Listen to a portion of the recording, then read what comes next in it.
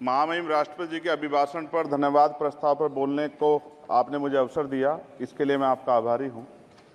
सभापति महोदय, सर्वप्रथम मैं बहुजन समाज में जन्मे सभी संतों, गुरुओं, महान पुरुषों को नमन करता हूं, जिनमें महात्मा ज्योतिबा फूले, डॉक्टर बाबा साहब अम्बेडकर और मान्यवर काशीराम साहब को मैं याद भी करता हूं आज के दिन पर। साथ साथ नगीना की महान जनता और भीम आर्मी और हमारी पार्टी आज़ाद समाज पार्टी काशीराम के साथियों का भी धन्यवाद करता हूं। इसके बाद अपने कुल गुरु जगत गुरु सदगुरु रविदास जी महाराज को भी मैं नमन करता हूं, जिन्होंने दुनिया को लगभग 600 साल पहले बेगमपुरा शहर के रूप में दुनिया का सबसे महान लोकतांत्रिक दर्शन दिया। अध्यक्ष महोदय, माननीय सभापति जी, 14 अगस्त 1947 को ये देश अंग्रेजों के अधीन था। 15 अगस्त 1947 को हम लोग आज़ाद हुए। 16 अगस्त 1947 को देश आज़ादी में था, लेकिन धन धरती राजपाट में बंटवारा नहीं हुआ। जो साधन संसाधन थे उनमें बंटवारा सही रूप से न होने के कारण एक बहुत बड़ी आबादी सुविधाओं से वंचित और सम्मान से वंचित रह गई।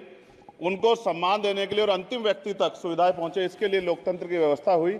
लेकिन आज़ादी के 70 साल बाद भी हम कहाँ खड़े हैं, इस पर ये चिंता का विषय है।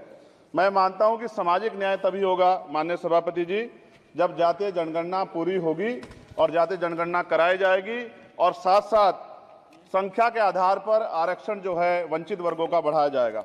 उसके साथ साथ जब राष्ट्रपति जी अभिभाषण पर बात रख रही थी तो उन्होंने शहरी और ग्रामीण क्षेत्रों के विकास की बात कही और ये भी कहा कि दुनिया में सबसे उत्तम शहर हमारे यहाँ बने।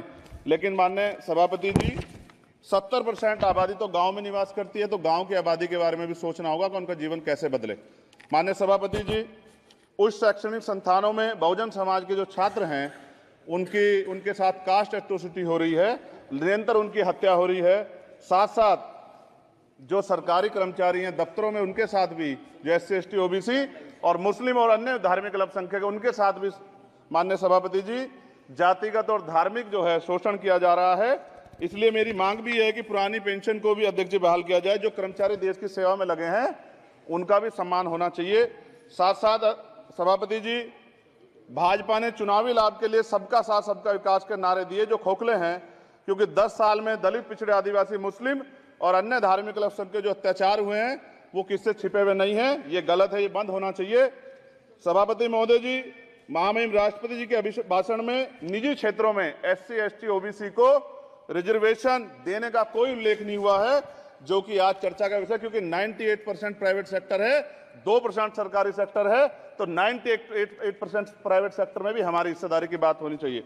माननीय सभापति जी, आशा कार्यकर्ताओं, आंगनबाड़ी वर्करों, भोजन माताओं के वेतन वृद्धि पे भी कोई उल्लेख नहीं हुआ है, वो भी अभी नंगे, उन पर भी सोचना पड़ेगा। माननीय सभापति जी, जिस क्षेत्र से मैं चुन के आऊं नगीना से, वो बहुत पिछड़ा क्षेत्र है। उस क्षेत्र में कोई विशेष आर्थिक पैकेज नहीं दिया गया, रोजगार की सेवाएं नहीं है, नौजवान पलायन करता है। IIT, IIM, एम्स, केंद्रीय विद्यालय आदि शिक्षा में और चिकित्सा संस्थानों की स्थापना होनी चाहिए, जो कि नहीं है। और माननीय सभापति जी, मानसून सत्र आ गया है, मेरा क्षेत्र बाढ़ से बहुत प्रभावित है, इसलिए मैं आपसे आग्रह करूंगा कि वहां के लोगों को बाढ़ से निजात दिलाई जाए। माननीय सभापति जी, चीन हमें आंख दिखा रहा है और लगातार हमारे देश की सीमाओं में घुसपैठ कर रहा है, इसलिए अग्निवीर योजना को हटाकर पुनः सेना भर्ती शुरू की जाए और साथ साथ भारत की सबसे प्राचीन व बहादुर रेजिमेंट में से एक चमार रेजिमेंट को पुनः बहाल करा जाए, ऐसा भी मेरा आपसे आग्रह है। माननीय सभापति जी, पिछले सारे प्रधानमंत्रियों ने मिलकर जितना कर्ज लिया है उससे दुगना कर्ज हमारे वर्तमान के प्रधानमंत्री जी ने लिया है। किसान अगर अपना कर्ज माफ कराने के लिए जाता है तो लाठी झेलनी पड़ती है, जबकि सरकार ने धन्ना सेठों का 15 लाख करोड़ रुपया माफ किया है। इस ओर हमें ध्यान देना पड़ेगा, हमारी आने वाली पीढ़ियों को ये कर्ज चुकाना पड़ेगा। माननीय सभापति महोदय जी, किसानों को MSP की लीगल गारंटी तथा किसानों का कर्ज माफ होना चाहिए।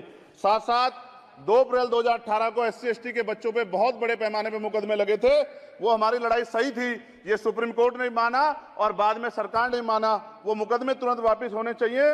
माननीय सभापति जी, प्रेस जो है उस पर भी शिकंजा कसा जा रहा है, जो पत्रकार सरकार के खिलाफ बोलता है नौकरी से हाथ धोना पड़ता है, और सोशल मीडिया हमारा हथियार है, उस पर तरह तरह के प्रतिबंध लगाए जा रहे हैं और विरोध करने वालों को सोशल मीडिया हैंडल भी सस्पेंड करा दिए जा रहे हैं। साथ साथ सभापति जी, पेपर लीक और परीक्षाओं के कैंसिल होने से देश के नौजवानों का भविष्य खतरे में है। नीट, यूपी सिपाही भर्ती सभापति जी और 69,000 शिक्षक भर्ती में आरक्षण घोटाला हुआ है, कोई पूछने वाला नहीं, खून के आंसू रो रहे हैं बच्चे, बेरोजगारी का दंश युवा झेल रहे हैं।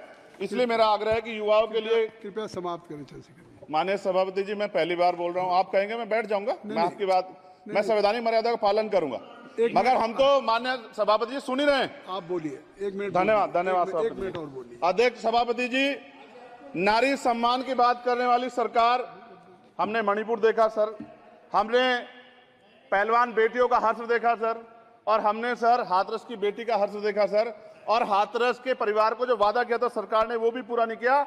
और महिलाओं में भी, स्पेशली दलित, पिछड़े और मुस्लिम वर्ग की, आदिवासी वर्ग की महिलाओं के साथ आज भी एनसीआरबी का डाटा कहता है सर जो जुल्म हो रहा है वो सहनीय नहीं है सर।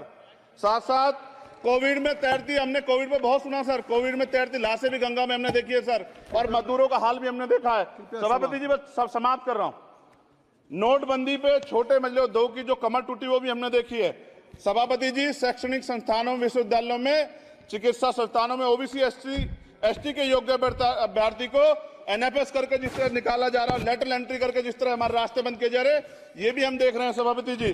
साथ साथ मेरा ये कहना है सर, ये सबका इशू है कि प्राइवेट कर्मचारी सर और सरकारी भी कई जगह पे 8 से ज्यादा घंटों से काम करते हैं, और उनको जो सर उचित वेतन भी नहीं मिलता, तो न्यूनतम वेतन 20,000 रुपए तय हो और 24 घंटे की ड्यूटी। उदाहरण के तौर पर यूपी पुलिस सर बहुत पूरा काम करते हैं वो लोग, वो राज्य के विषय हैं। आप सर मैं आपके राज्य सरकार के लिए भी आपके संज्ञान में डाल रहा हूं विषय सर, पुलिस सब जगह है सर, लेकिन सवाल ये है सर, बहुत पसीना बहाते हैं, 8 घंटे की ड्यूटी और वेतन विसंगति, वोटर स्कीम से उनको जो बाहर किया जाए।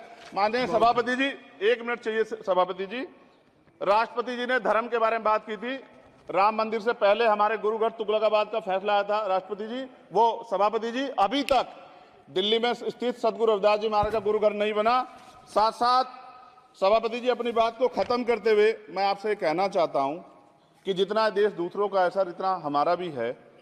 हम मरने के लिए पैदा नहीं हुए, जो चाहता है हमारी हत्या कर देता है।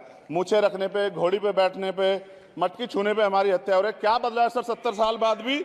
दलित, पिछड़े, मुसलमानों पे हिंसा नहीं रुक रही है सर। मेरा आपसे संरक्षण के साथ ये आग्रह है कि इन घटनाओं को रोका जाए, और देश किसी की बपोती नहीं है, देश संविधान से चलता है सर, और संविधान से चलेगा, संविधान छेड़खानी बर्दाश्त